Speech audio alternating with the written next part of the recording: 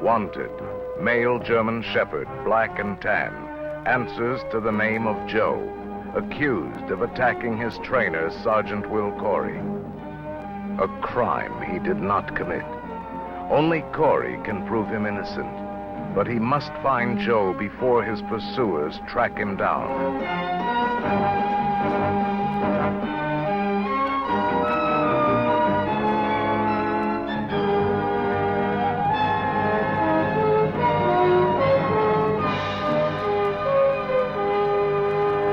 This dog, I first aware of him in a TV program called Run, Joe, Run, which was on for 2 years. And the dog, the real name of the dog was Heinrich. This TV program was influential to me in many ways. One, it showed me a lot of things that I tried to imitate. The premise of the program was that this was a scout dog that came back from Vietnam with his handler and then was accused of biting his handler, but he didn't really do it, and he took off. And the handler chasing him and trying to grab him, and because he can prove his innocence. But that's the premise of the show. And then Joe goes around helping other people that he runs into. And so for the first year that this show was on, Carl Miller, who is a mentor to both of us, was the trainer of the dog. And then the second year, Robert's dad was the trainer of the dog. This is pretty incredible, but I was inspired by this dog to imitate a lot of the things he was doing, because I was really into war dog, as they were called at the time, scout dog training. And I had also met a scout dog handler who had been in Vietnam a little bit later than that, but not much. And so when I finally talked to Carl Miller as my mentor, I brought this show up, and he's like, "Oh yeah?" Because I didn't know Carl had trained. I didn't see his name in the credits. I wasn't paying attention to credits back in those days. He said, "Yeah, so what did you do?" So I was telling him that Joe climbed ladders, so I trained my dog to climb ladders. I had a German short-haired pointer. I saw the dog jump through windows and stuff, so I trained him to jump in through and out of a truck window. I had a pickup truck that we had, and jump up on bar stools and stuff. He was like 2.5 feet tall. He's really good at, he was really good at this. And so Carl was pretty impressed with that stuff. And I did it with, nobody helping me, nobody telling me what to do. I was just, inspired. I tried to figure it out on my own. And that was one of the things why later he offered me an apprenticeship that I didn't take because I was too young. But anyway, this was my introduction to Carl, and also Robert Stabbett. I didn't know. I mean, I didn't know. I didn't know who these people were when I was watching. I was just really fascinated with the dog, and the dog was doing such cool stuff. And they had flashbacks, which were a pretty popular thing that they used to do, especially with the Kung Fu TV series, the original one. And they would do that. And it's like a ding, ding, ding, ding, ding, ding, ding, and they would focus in on Heinrich's face. Then he'd have a flashback to being trained. Then he would bring this training thing back. And actually, he did more than a scout dog actually did. I mean, he was jumping in the water and grabbing people and swimming with them, which scout dogs didn't do, because I know the scout dog training that was going on at the time. That led me into tactical dogs. I've always done a lot of work with tactical dogs, and that was my actual foray into tactical dogs, was watching this TV program. This was a movie dog trained to act like a army dog. Yes, and that was, really cool to me at the time. I didn't know how people train movie dogs at the time. I just thought, man, this dog is really cool. And what I also learned from this was that I want my dog to do this sort of stuff, because he looked natural. He was doing stuff. He was cool. I mean, he was, as Robert will tell you, Carl Miller was always known as an action dog trainer. And so he always had action stuff going on.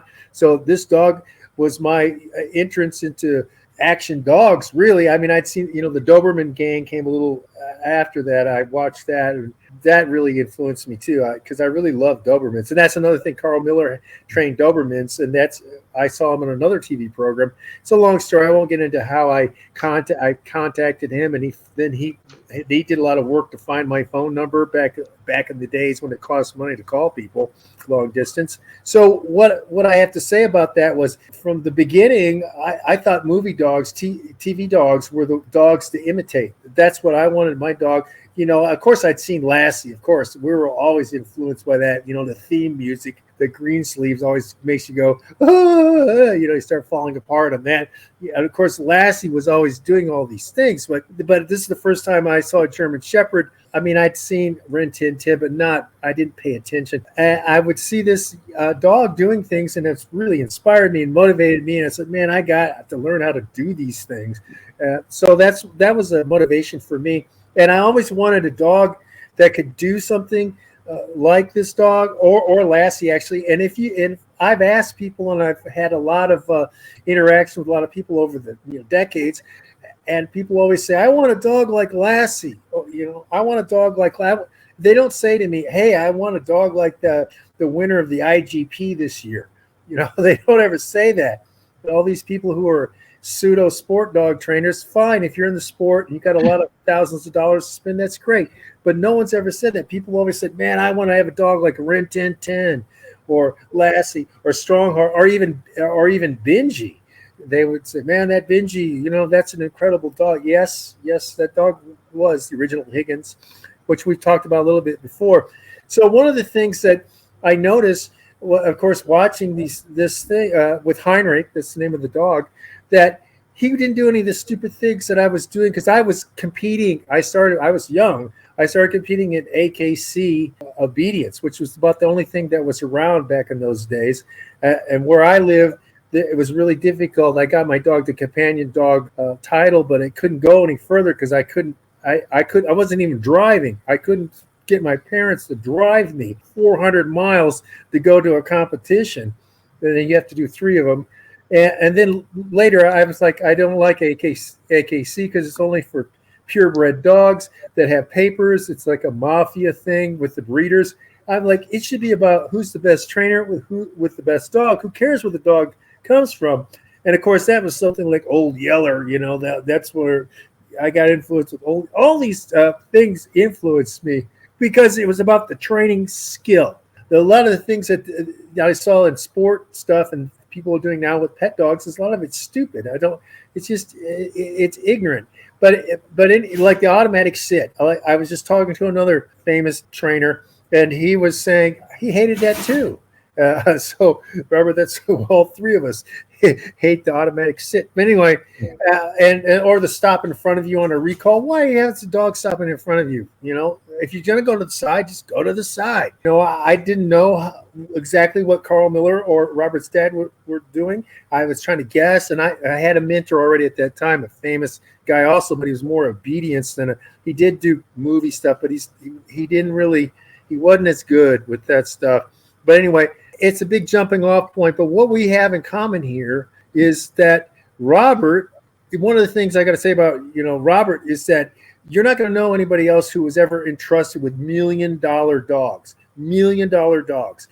Lassie, the ones who played at Hey, other dogs. These dogs were multi-million dollar dogs. They were worth a lot of money. And so Robert's dad entrusted Robert to take care of these dogs and socialize them, or have them put in a lot of encountering situations. And he had to spend his time doing this. And he was sleeping with Heinrich. Robert this was part of what he was doing as paying his dues and being an apprentice. He was learning the key things of how do we train a dog to become a movie dog. There's a lot to it. It's not just like, okay, we're going to go out there, we're going to do a go with or a follow, or he's going to do an A to B. Well, how the hell do you get a dog that can be in front of 35 people and a caterer? That's like that. Not any dog can do that. I just conversation about these very things with somebody else. So I'm going to hand it over to Robert. The thing with Heinrich is, Carl had the dog living with him, out in Arleta when he was doing that first season of the show. And then he provided his own double because they used two dogs on the show. So Carl provided his double in season 1, and then at the time, my dad and Carl were both working for a guy named Lou Schumacher, who had a business out in Baldwin Park, which was east of LA. And they used to, and Dennis Briscoe worked there as well. All these trainers were mentioned in my book, Training Your Dog the Weatherwax Way. It was like an all-star team they had there. And Carl went off to do another job because that's often, the best trainer for, each job. Everyone had their own strengths, so Carl probably got called onto something that they thought he was right for. It wasn't really his decision, it was Lou's decision. Carl out on another job and put my dad in. So we ended up getting Heinrich. And I guess it's kind of funny about Heinrich because I don't think the dog actually spent that much time with his owner, William D'Angelo, the producer. And he was always with some trainer living at their house, because when we worked with dogs, one of the biggest things about working with a TV star or a movie dog is you have to really build a bond. You can't just pick up the dog, go to work. It doesn't work that way. You basically take the dog home and it becomes part of your life. We already had a number of dogs, all unneutered males. So, my dad probably didn't have the same socialization skills as I have, getting dogs to get along. So he typically kept dogs separate in different rooms. And, he kept the two collies who obviously got along. They lived together, but they would stay in a room. And then Heinrich was elected to be my roommate during that season. So little did I know, and it must have been from Mr. D'Angelo's place, that he had picked up some ticks before he came to the house. And I didn't really notice it at first. I saw a couple ticks. I thought, oh, that's threw him in the toilet, whatever. And that was the end of it. But then obviously he was infested, and I really didn't think about it, being we were living in Van Nuys at the time in this little house on Jellicoe.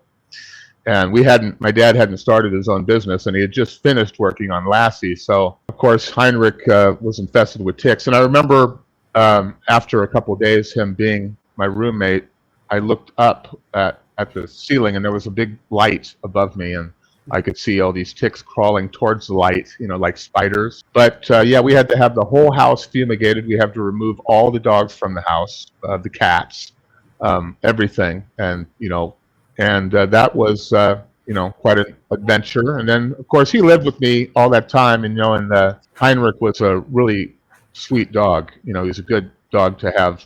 He slept right by my bed. And, when I look at Carl and my dad and Rudd, they're my biggest influences, trainers.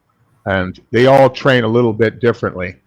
I'd have to say that as far as my private training practice goes, the things that I learned from Carl actually stand out more than what I learned from my dad, who taught me most of what I know about working dogs in movies. But when it came to basic training and understanding animals, I learned a lot more from Carl.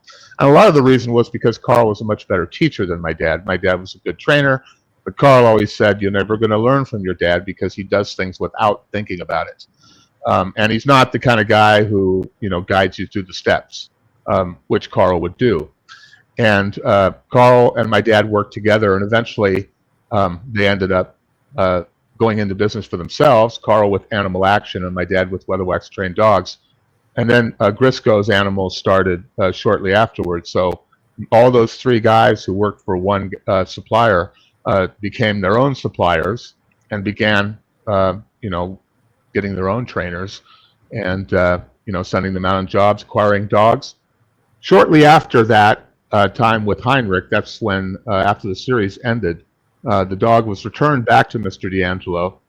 And my dad went into business for himself about a year or two later, and actually probably less than 2 years, somewhere in between.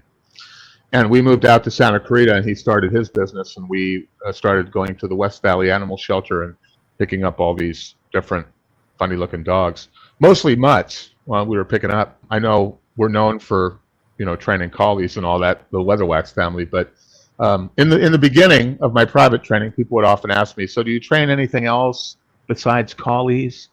I'm like, well, yeah, I train dogs. I train all dogs. Even though my family's known for doing, Lassie and mostly Lassie. There's a lot of other things, but Old Yeller and Wizard of Oz and all that stuff. But I've done a lot myself. And he mentioned, Christophe mentioned a guest we're going to have, Brian Renfro. I worked with him a couple times I worked with him specifically. The first time I worked with him was on a John Carpenter film, and we were doing it in Toronto. And that's the thing about me is I worked for a lot of other trainers, so I got a lot of variations of training dogs because there isn't one way to peel an orange. There's a lot of different ways, and I've taken a little bit from everybody that I've had the pleasure of working with, that I've had the privilege of working with, and Carl and my dad are no exception. They were two of the greatest trainers ever, like as far as movies go. I don't know. I'm not an expert on, the other branches of dog training, but I can tell you when it came to movie training, those were the two of the best guys. I mean, if they had a Mount Rushmore for movie dog trainers, my dad and Carl's face would be up there, and maybe Dennis and Boone Nar and maybe a couple other people. But it would be tough because I worked with so many great trainers back in those days. But Carl was the best teacher that I ever had, and he had a trainer who worked with him. Used to work for Frank Inn, actually. It was a guy named Glenn Garner, and I learned a bit from him as well because having a little bit of the Frank Inn influence through him. Of course, Carl worked with Frank Inn as well, who trained Benji, of course. I witnessed a lot growing up that other trainers would never witness. I mean, there are trainers who grew up around wild animals, or they grew up around marine animals or whatever. But I grew up around dogs from the very beginning. Dogs have always been my forte. So, and as they are for Christophe. Losing Carl and losing my dad, it's like, losing two of the greatest Jedi, to use a term that Christophe uses, the two greatest Jedi warriors of all time when it came to dog training. I want to clue everybody in that Heinrich did a lot of work. He was in One Ton Ton, the dog. It's based on Rin Tin Tin. The dog work is good. There's a lot of famous actors in the movie, but it's kind of stupid. I'll just tell you people right up. His last thing that he did, he was in Kavik, which was a TV movie, and he got injured supposedly in that movie, and that led to his death. But he did a lot of TV work, and he was in also, I think, The Pack. There were a lot of movies during the 70s that involved dogs. And Carl Miller was involved, like a guy trapped in an elevator and a guy trapped in a department store. And then there's one where the pets turn against people, and that's like a famous. I think it's called The Pack. I think Heinrich is in that too. It's hard to track down. So he did a lot of work. So Heinrich did a lot of work. And if you're a person, see, now what I want to bring up is that you can watch these things and maybe the plots are not so great, and you're like, oh my God, there's a lot of B actors in some of these things. Well, we're watching them for the dog work, because you can have stellar dog work in B movies, and we pick up on things like, man, that was like really good. Like Brian was telling me about a really hard thing that Carl Miller pulled off, and he said, I didn't think anybody in the world could do it, and Carl didn't even think he could do it.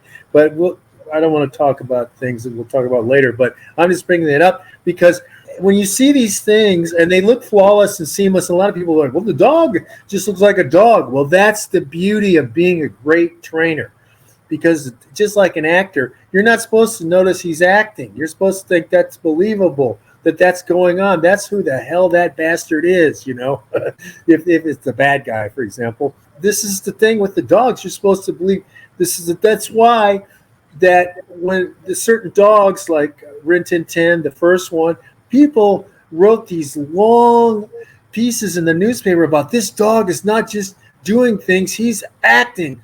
I mean, he, the expression on his face and the things he could do. And the same thing with the original Lassie, Pal. He was doing, you believe that you just happen to be along for this dog's journey, for example. You don't have, you're not there going, well, man, this dog is waiting for his line, or oh, he's going to be told to bark now. You don't have any of that. You actually, the same. And even with the Doberman Gang, which I love the premise of that movie. It's such a great premise, the Doberman Gang. What I'm trying to tell people is that you can learn things or get inspiration from watching good dog work. Now, there are not as many dog movies anymore, and a lot of them are kid-based, and you're going to see, oh, look, it's a golden retriever, or something like that. And, that's, I don't know. I mean, there's still good work in some movies, but I really think it's peaked, like Robert said now, Robert's saying, his dad and Carl Miller, yeah, both great trainers. But if we're going to go to Mount Rushmore, I'm going to say you have to put Lee Duncan and Rudd Weatherwax on the on the mountain there, because they predate those guys, and they really broke ground. I mean, they both broke ground that other trainers follow. And Frank Inn, I mean, Frank Inn has to end up there somehow. And well, as big as he got, he'd be the whole damn mountain.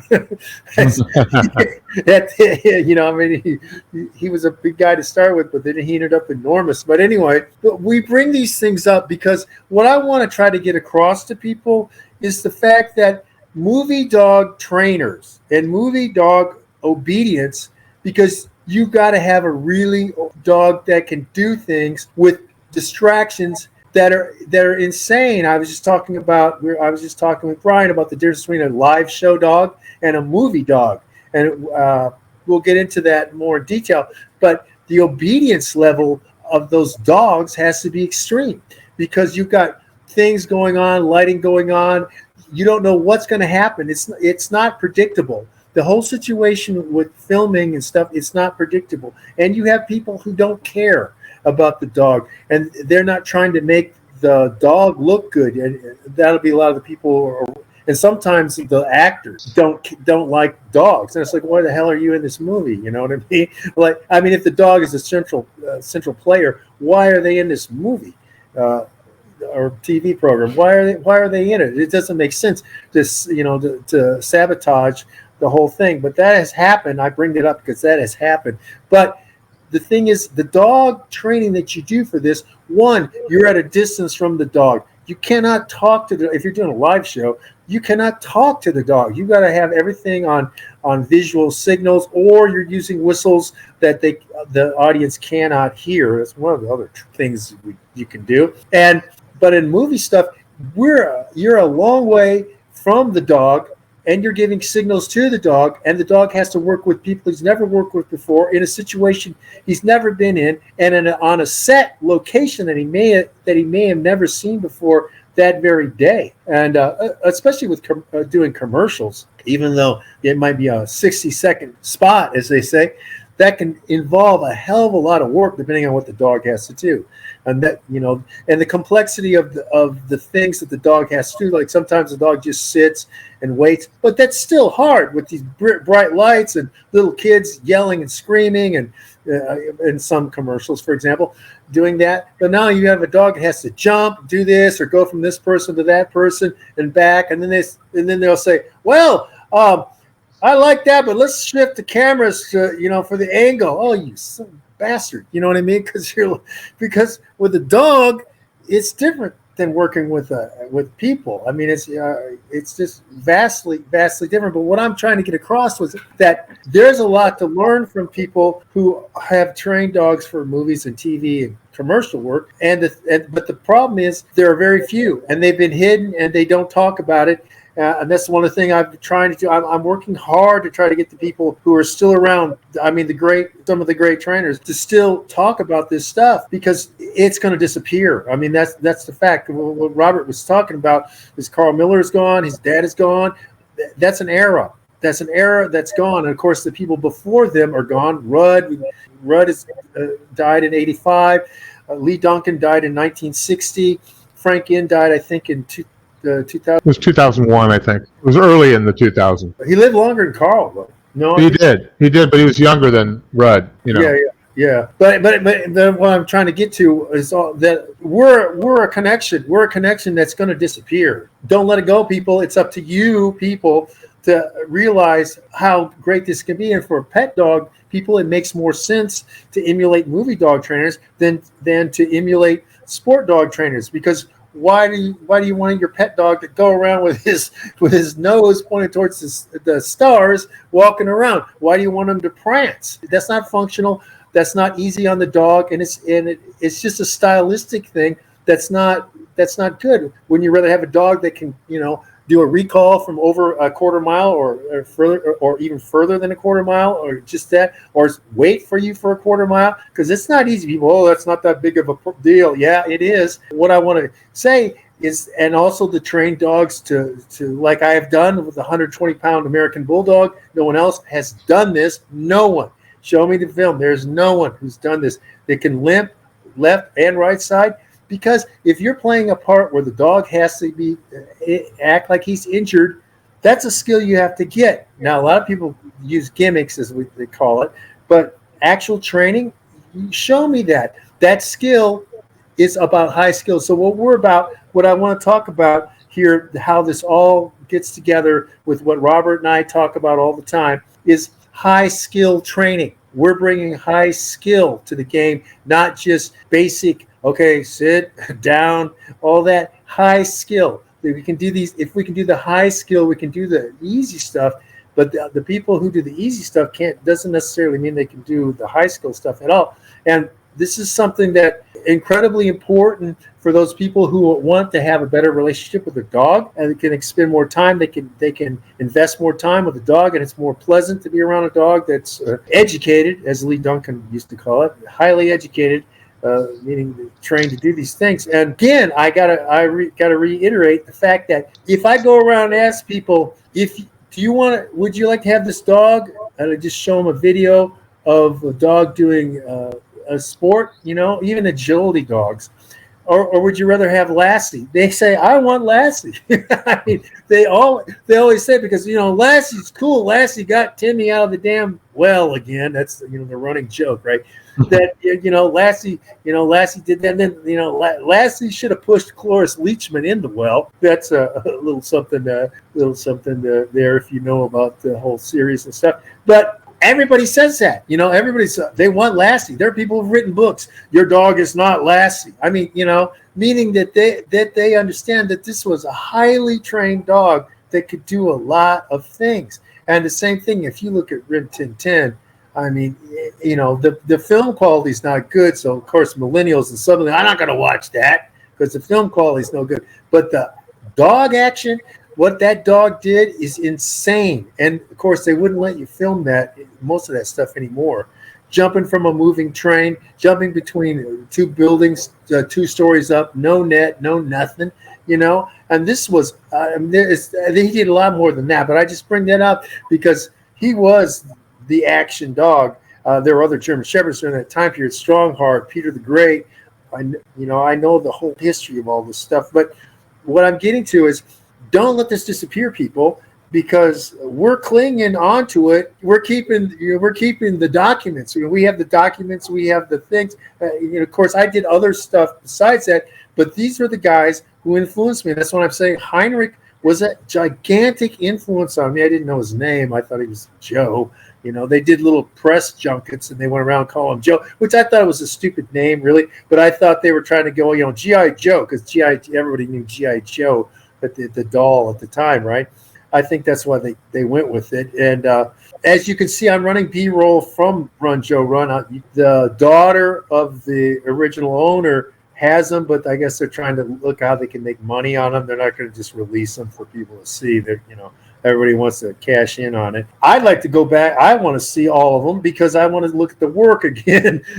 And I want to see if I can see a difference between this is what I want to see now, and this is this is really deep in the geek field, I guess some people would say. I want to look at the work difference between Carl and Robert's dad. That's what I want to see. I want to see, which way the action went and if there was more of a certain type of thing. I bet there was more jumping with Carl. I bet there was a lot more jumping scenes and stuff with Carl than with Robert's dad. I bet there was a lot more running scenes with Robert's dad, going from this place to other. That's my guess. What I'm saying is get inspired. I mean, that's my thing. That's my thing is getting motivated. And that's why with my channel on YouTube, I try to motivate, inspire people to do things. I'm not always giving tutorials because you got to be inspired and motivated to want to learn. That's one of my things. Or this is a goal to shoot for. A lot of people get really upset with me because they think, oh, he's showing off and this and that. Well, it's like Ali or Sugar Ray Leonard or Conor McGregor. If I didn't call attention to it, you wouldn't pay attention to it, number one. And if I don't believe in myself, if I don't have confidence in my ability, why would you ever have confidence in me? I mean, this is just the reality of things. Some people just don't like it because they feel intimidated. Really, is what it gets down to. Really, what I'm trying to get across on this vidcast is that look for inspiration and look for how movie dog trainers, because Robert Weatherwax is a great trainer. You people don't realize that we're not around. I mean, we're around now, but we're not going to be around in 60 years. Who are you going to be? The person who carries on? I mean, this is, Carry On My Wayward Son for some reason just whacked me with the song for some reason. But my point being is, like, it's up to you people who are interested in dog training or dogs to pick it up here, and we're trying to present it and make it as easy as possible, because we're available for workshops, like seminars, and also consultations, because people are like, hey, how did you do this? How do you do that? Well, you're going to have to put out some effort to find out. Anyway, back to you, Robert. Anything you want to say here? Yeah, well, we've talked about, what makes us different as motion picture trainers. And I have to tell you, first of all, Carl taught me a lot about discipline with dogs, because, when you're working with multiple dogs, they all have to occupy their own space. He was very precise, and he was very animated, as Christophe said. And he didn't have any problems about, getting attacked and then wiping his own blood on his T-shirt and then just going back to work, right? Like on Cujo, I think he was attacked 3 or 4. I think every guy who got killed in Cujo was actually Carl. My dad was a little bit more of a perfectionist. Carl was more flexible. My dad was very precise about the way he wanted things done, but he was a very good trainer. They just had slightly different styles. My dad used to tell me, you're not going to appreciate what I do until you've worked for some of these other people. Then you'll know why we're different. And I thought, oh, okay, well, I guess that means all these other people just aren't as good, but that's not necessarily true. Working for Carl taught me some things that I never would have learned from my dad, because of the fact that his method is a very narrow method. And like I said, there's more than one way to peel an orange. Now, everybody says, well, I'm a good trainer. I've seen good trainers. But see, if you have the style that we have that nobody else uses anymore. I mean, a lot of the tools, a lot of the methods I use in my private practice is not anything like what anybody else does. And I'm always trying to work from the outside in, trying to get the dog distance, working with multiple marks. That's why, when we work with dogs, Christophe and I see things that happen, on shows where a dog's looking at a particular place, but it doesn't make sense for the scene.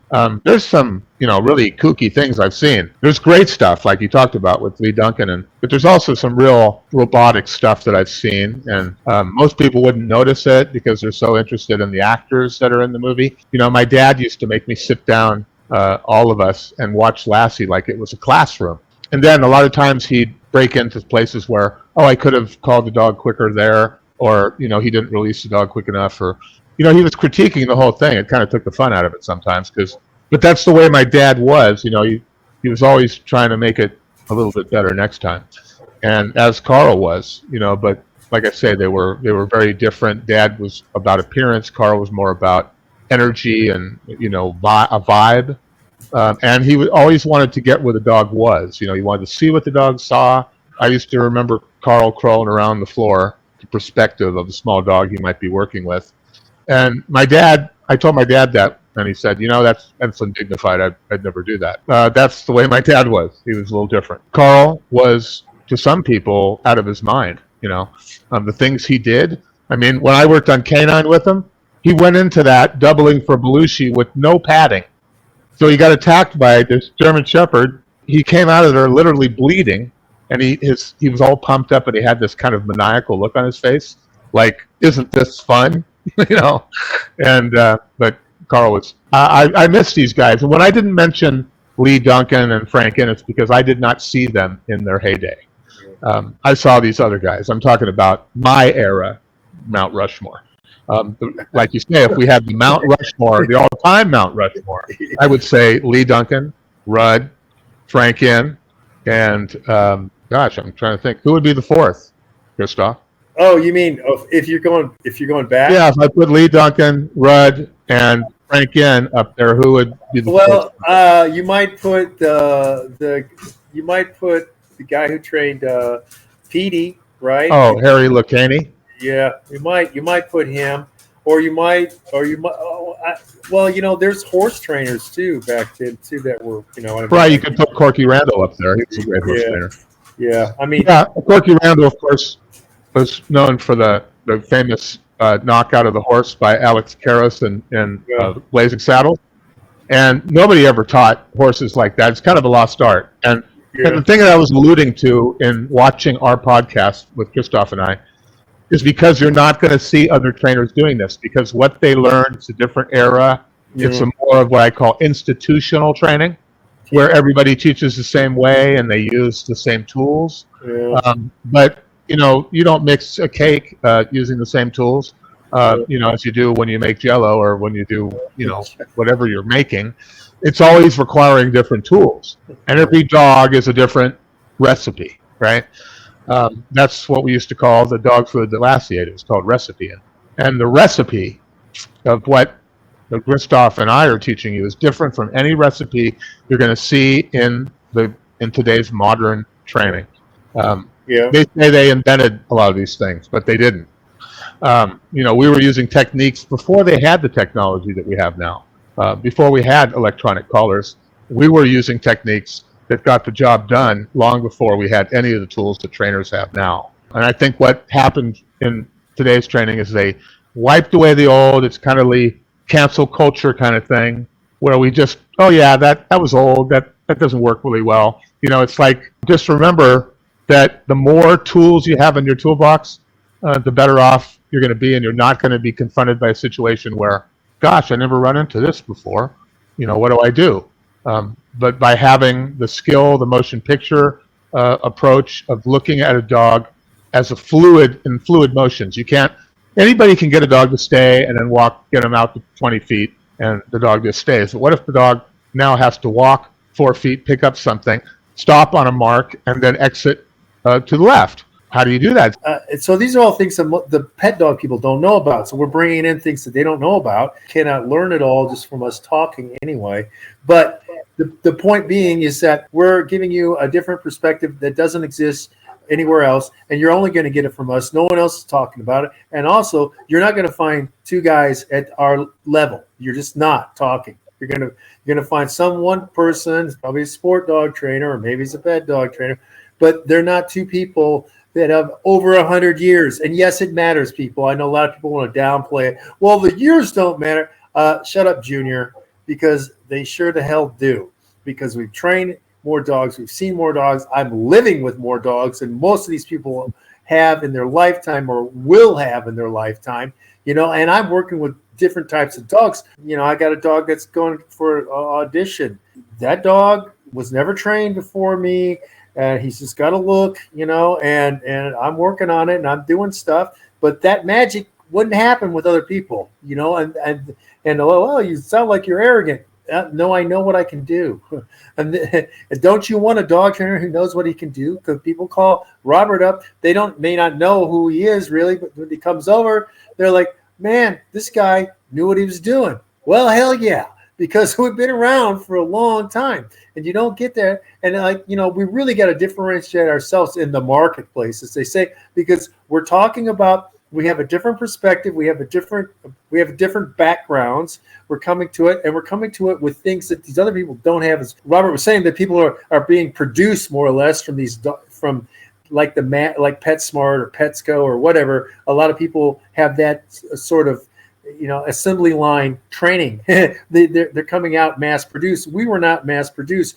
We paid our dues, which people don't want to do anymore, and we both apprenticed. And I would say that Robert did more of an apprenticeship than I did, because he had to. His dad's like, you're doing this and you're doing that. And he's like, I just want to be a kid. No, hell no. You're doing this. You're doing that, and you're going down to Van Nuys Boulevard. You're walking around with the dog. And, all right, I'm going. So anyway, you won't find, like I'm saying, you won't find two guys. And we have working together, too, because you won't find it because we are working together here and trying to help people. And, the future looks bright. Now, there's control, people. There's control. There's control. He sees the squirrel. I'm going to tell him to go. Watch this. Hike! Now, there's control, people. There's control. There's control. He sees the squirrel. I'm going to tell him to go. Watch this.